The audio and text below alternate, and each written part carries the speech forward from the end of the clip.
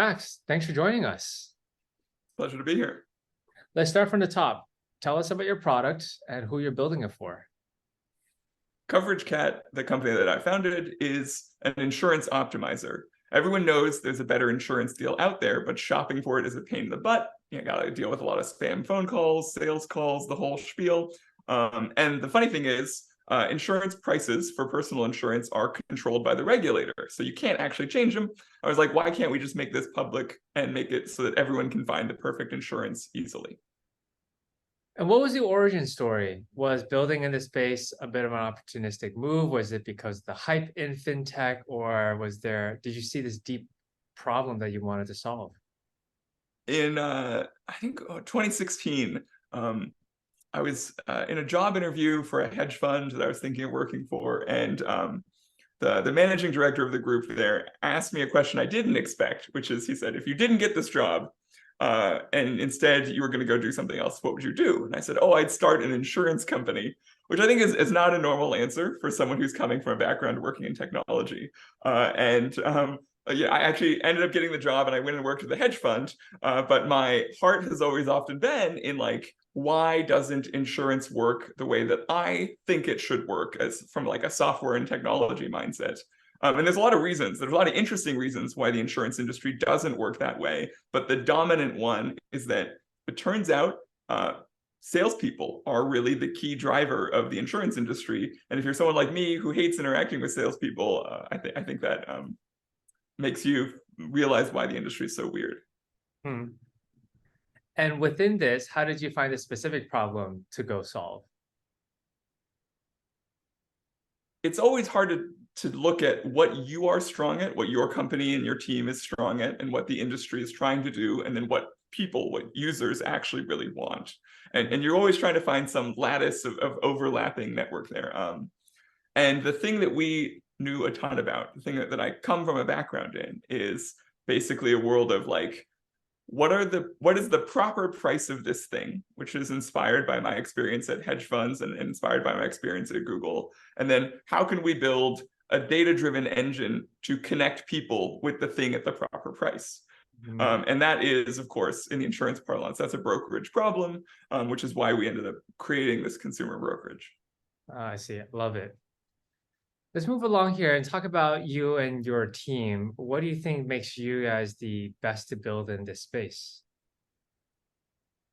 Well, there's a lot of generous assumption there. First of all, I would say, I don't know if we're the best, but I think our vision of how insurance ought to work is one shared by millions of people. A lot of people know that there should be a better way to get the right insurance and not overpay, and it's hard to do that right now. And there's been a ton of industries that we've seen over the arc of the past 30 or 40 years actually have this evolution in which a thing that used to be expensive and used to be human sales driven has become much fairer and much more public and much better for the customer. We've seen that in flights purchases and travel agencies. You've seen that in stock brokerages where you used to have to call a broker and pay a pretty high rate. And maybe I think insurance has the same opportunity.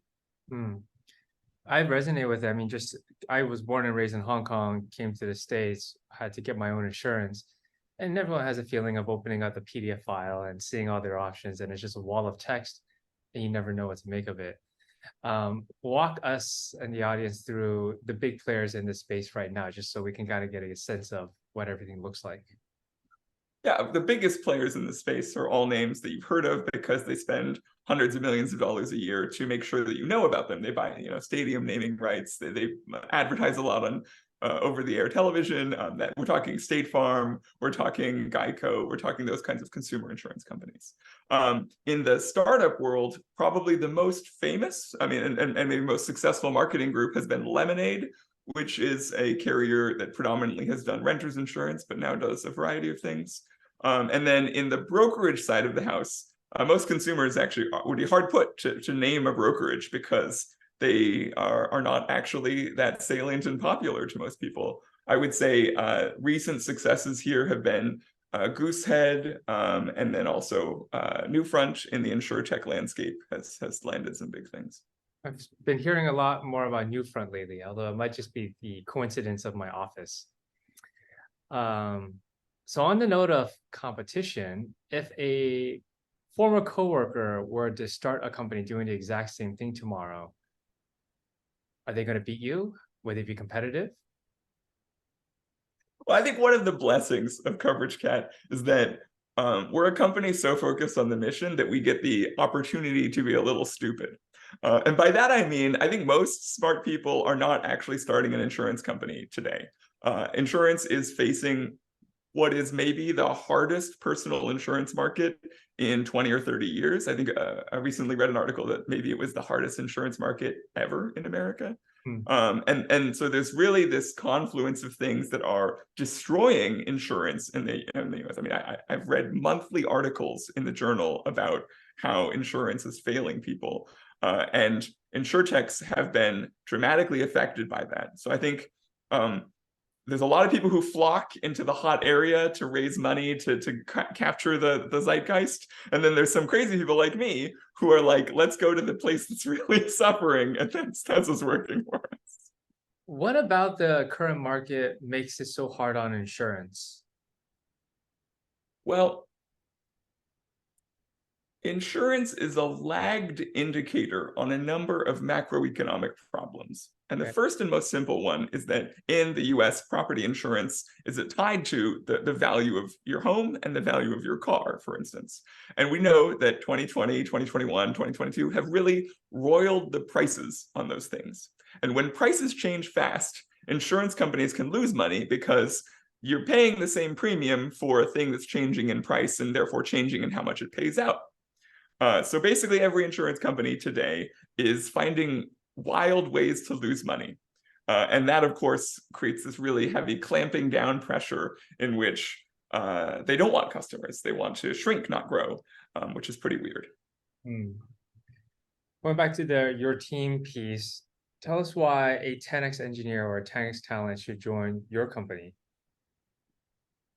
Well, I guess I first reject the premise. I think 10x culture is bad for the tech industry. And I don't know who popularized it, but they should stop. I think it comes from this perspective of it's kind of like a great man of history theory in which people tell a story about how this, whatever, Napoleon successfully defeated the empire by himself. But of course, we all do things that make the company succeed, and we all do things that make the company fail. And the people who have had these extraordinary creations have often done so, by standing on the shoulders of some other people that didn't get as recognized. And so I guess I reject that part of the question. But if you're asking like, why go work at a company like Coverage Cat? I think if you are excited about attacking an industry that's mired in inefficiency, and every day the product work that you do makes people's lives appreciably better, and you get a really tight feedback loop. What's the best thing about programming? The best thing about programming is like you write a line of code, it doesn't work, it doesn't compile, you change the thing that you did wrong, and then it compiles. That feedback loop of fixing things is really pleasurable. Well, the feedback loop of fixing customers' problems is also great. And if you work in I don't know, I'm just going to pick on an aerospace, there's not a daily loop of oh, I made my customer's life better in aerospace. Was it by chance that you chose aerospace? Because I used to work in the aerospace industry. We probably us thinking about that background is I mean, okay, so when you were at Boeing, did you make your customer's life better every day? It was a 7-year feedback loop. It got me ready for my VC job, where you had to Right. do something, patiently wait for a long time, and just tell yourself you did something good inside. Yeah. I mean, take the people who worked on that crazy A380 project. It was 10-year project to teach them that the airplane had very limited demand. It had Emirates as its only customer. What a sad time that might have been. I wish we added more aerospace questions onto this review list, but that's okay. That's for another time.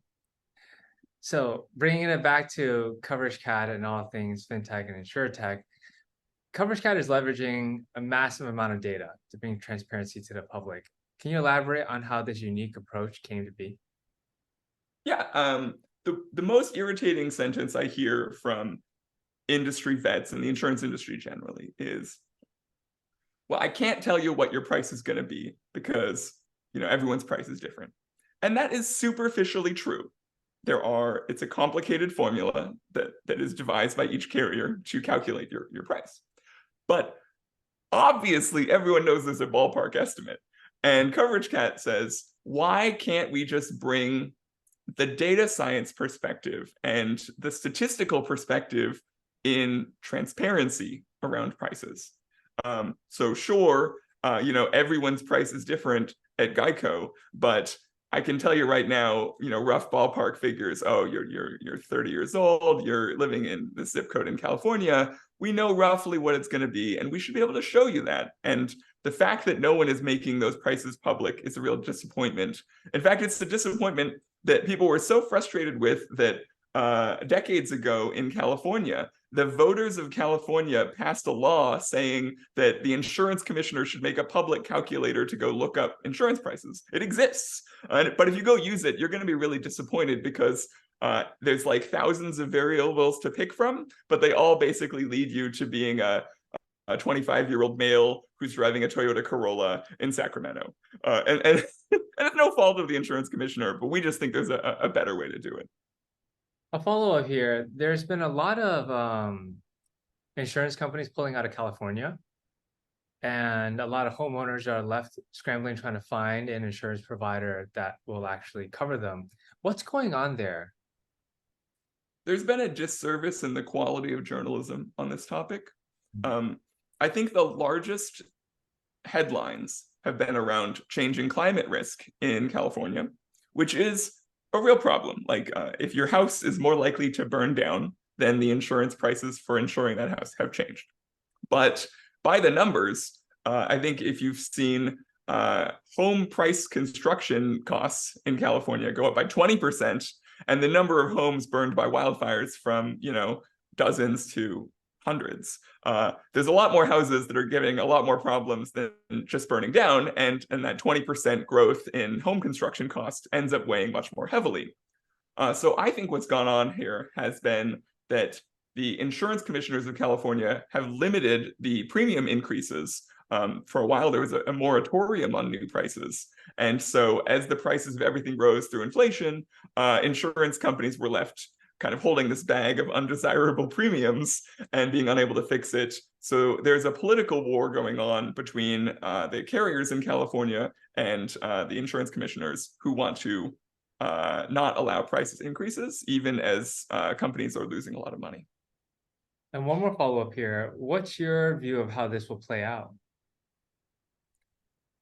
Well, I think like a lot of things, maybe like the writer's strike, there's always this dynamic of who's going to concede something first. And hopefully there's going to be a good meeting in the middle in which California residents will still have access to a wide variety of homeowners that will stay a competitive and vibrant market, rather than, let's say, Florida, where basically no able to compete at the prices that the Florida government sells insurance at, which in turn has led almost all private insurers to just exit the market.